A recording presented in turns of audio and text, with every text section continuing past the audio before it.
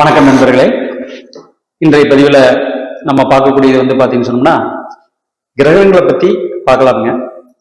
கிரகங்கள் பார்த்தீங்கன்னு சொன்னோம்னா ரெண்டு வகை. ஒன்று சூரிய கிரகணம், இன்னொன்று சந்திர கிரகணம். இதை பற்றிய கால்குலேஷனெல்லாம் நம்ம பார்க்க போறது இல்லை. இதுக்கு உண்டான பலன் எப்படி அப்படிங்கிறது மட்டும்தான் நம்ம இப்போ பார்க்க போறோம். பொதுவாக சூரிய கிரகணம் பார்த்தீங்கன்னாங்க அமாவாசை அன்னைக்கு வரும். சந்திர கிரகணம் பார்த்தீங்கன்னு சொன்னோம்னா பௌர்ணமி அன்னைக்கு வரும். சூரிய கிரகணம் என்னைக்குமே பகல்ல வரும். சந்திர கிரகணம் என்னைக்குமே நைட்ல வருங்க. இப்போ இந்த சூரிய கிரகணம் அப்படிங்கிறது பாத்தீங்கன்னு சொன்னோம்னா சூரியன் பாத்தீங்கன்னாங்க நம்மளுடைய ஆன்மா, இன்னொன்னு நம்மளுடைய தந்தை, நம்மளுடைய மூத்த மகன். இத குறிக்கிறது பாத்தீங்கன்னு சொன்னோம்னா சூரியனுங்க. அப்போ ஒரு ஜாதகத்துல சூரியன் பாத்தீங்கன்னு சொன்னோம்னா கிரகணமா இருக்கும்போது ஒரு குழந்தை பிறந்ததுன்னா கண்டிப்பாக அந்த குழந்தைக்கு பாத்தீங்கன்னு சொன்னோம்னா ஜாதகப்படி அவங்க அப்பாவுக்கு பாத்தீங்கன்னு சொன்னா பாதிப்பை கொடுக்குது. அதே மாதிரி அப்பாவுக்கு பாதிப்பை கொடுக்காத பட்சத்துல கண்டிப்பாக அந்த குழந்தையினுடைய பெருசாகி மேரேஜ் எல்லாம் பண்ணி வரக்கூடிய மூத்த குழந்தைய பாத்தீங்கன்னு சொன்னோம்னா அது பாதிக்குதுங்க. அதே மாதிரி சந்திர கிரகணத்தை பத்தி இப்போ பார்க்கலாம். இந்த சந்திர கிரகணம் எப்பவுமே பாத்தீங்கன்னு சொன்னோம்னா நைட்ல தான் வருங்க. இந்த சந்திர கிரகணம் அப்படிங்கிறது பாத்தீங்கன்னா பொதுவாகவே எந்த நட்சத்திரத்துல விழுகுதோ, இப்போ குறிப்பிட்ட நாள்ல குறிப்பிட்ட நட்சத்திரம் போயிட்டு இருக்கு, அன்னைக்கு பாத்தீங்கன்னு சொன்னோம்னா சந்திர கிரகணம் வந்ததுன்னு சொன்னா அந்த நட்சத்திரத்துல யாரெல்லாம் பிறந்திருக்காங்களோ அவங்களுக்குமே அந்த நட்சத்திரத்துக்கு முன்னாடி நட்சத்திரம், அதற்கு அடுத்துள்ள நட்சத்திரம், பின்னாடி நட்சத்திரம், அதுக்கு அடுத்து இருக்கக்கூடிய நட்சத்திரம் யாருக்கெல்லாம் இருக்கோ அவங்களும் பாத்தீங்கன்னு சொன்னோம்னா பரிகாரம் பண்ணிக்கணும். அதே மாதிரி இந்த சந்திர கிரகணம் பிடிச்ச நட்சத்திரத்துக்கு 10வது நட்சத்திரம், 19வது நட்சத்திரம், இந்த நட்சத்திரத்துல பிறந்தவங்களும் பாத்தீங்கன்னு சொன்னோம்னா கண்டிப்பாக பரிகாரம் பண்ணிக்கணும். ஏன் சந்திர கிரகணத்துக்கு மட்டும் இவ்வளவு பரிகாரங்கள் சொல்றாங்க அப்படிங்கிற சொல்லி பார்க்கலாம். பொதுவாங்க இந்த சந்திர கிரகணம் பாத்தீங்கன்னாங்க ஏன் இதை சொல்றாங்க அப்படின்னா சந்திரன் அப்படிங்கிறது நம்மளுடைய டைஜஷனை குறிக்குங்க. இன்னொன்னு நம்மளுடைய தைராய்டு கிளாண்டை குறிக்குங்க. அப்போ பொதுவாகவே பாத்தீங்கன்னு சொன்னோம்னா சந்திர கிரகணத்தன்னைக்கு ஒரு குழந்தை பிறக்கும் போது கண்டிப்பாக நம்மளுடைய டைஜஷன் ப்ராப்ளம் வருங்க. அதே மாதிரி பாத்தீங்கன்னு சொன்னோம்னா தைராய்டு கிளாண்டு பாத்தீங்கன்னு சொன்னா ப்ராப்ளமா இருக்கு.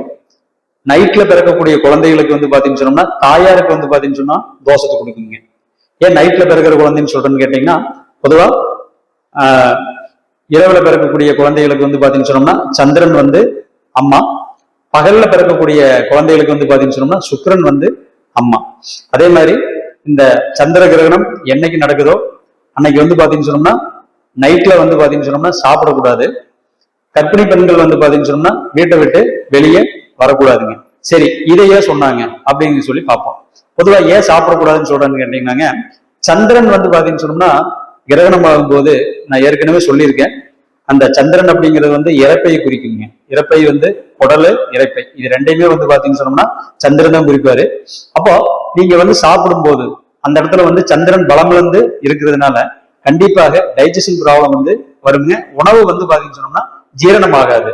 அதனாலதான் பாத்தீங்கன்னு சொன்னோம்னா சந்திர கிரகணம் பிடிக்கும் போது கண்டிப்பாக நைட்ல சாப்பிடக்கூடாதுன்னு சொல்லியிருக்காங்க. இப்போ அடுத்ததா பாத்தீங்கன்னா ஏன் கர்ப்பிணி பெண்கள் வீட்டை விட்டு வெளியே வரக்கூடாதுன்னு சொல்றாங்க அப்படிங்கறத பத்தி பார்ப்போம். பொதுவா பாத்தீங்கன்னாங்க இந்த சந்திரன் அப்படிங்கிறது பெண்களுக்கு பாத்தீங்கன்னு சொன்னோம்னா கருப்பையை குறிக்குங்க. கருப்பையும் குறிக்கி அதே மாதிரி பாத்தீங்கன்னு சொன்னோம்னா அவங்களுடைய தைராய்டு கிளாண்டையும் குறிக்குங்க. ஜென்ஸுக்கும் தைராய்டு கிளாண்ட் தான், லேடிஸுக்கு பாத்தீங்கன்னு சொன்னோம்னா குறிப்பா கருப்பையை குறிக்குங்க.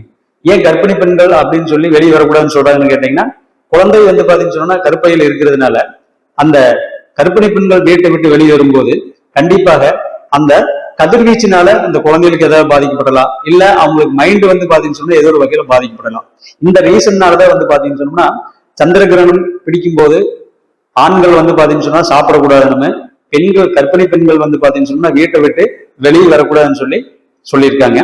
அதே மாதிரி இந்த கிரகணம் பாத்தீங்கன்னு சொன்னா சூரியனுக்கும் சந்திரனுக்கு மட்டும் கிடையாதுங்க, எல்லா கிரகங்களுக்குமே கிரகணம் உண்டு.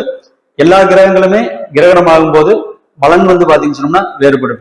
சூரியன் கிரகணம் ஆகும்போது அப்பாவை பாதிக்கு, சந்திரன் கிரகணம் ஆகும்போது அம்மாவை பாதிக்கு, செவ்வாய் வந்து பாத்தீங்கன்னு சொன்னா கிரகண தோஷத்துல இருக்கும்போது சகோதரனை பாதிக்கும். புதன் வந்து கிரகண தோஷத்தில் இருக்கும்போது மூளையும் பாதிக்கும், படிப்பையும் பாதிக்கும். குரு வந்து பாத்தீங்கன்னு சொன்னோம்னா கிரகண தோஷத்துல இருக்கும்போது குழந்தைகளை பாதிக்கும். சுக்கிரன் வந்து பாத்தீங்கன்னு சொன்னோம்னா கிரகண தோஷத்துல இருக்கும்போது மனைவியை பாதிக்கும். சனி வந்து கிரகண தோஷத்துல இருக்கும்போது அவங்களுடைய தொழிலை வந்து பாதிக்குங்க. இதுதான் கிரகணங்களுக்கு உண்டான விளக்கம்ங்க. நன்றி, வணக்கம்.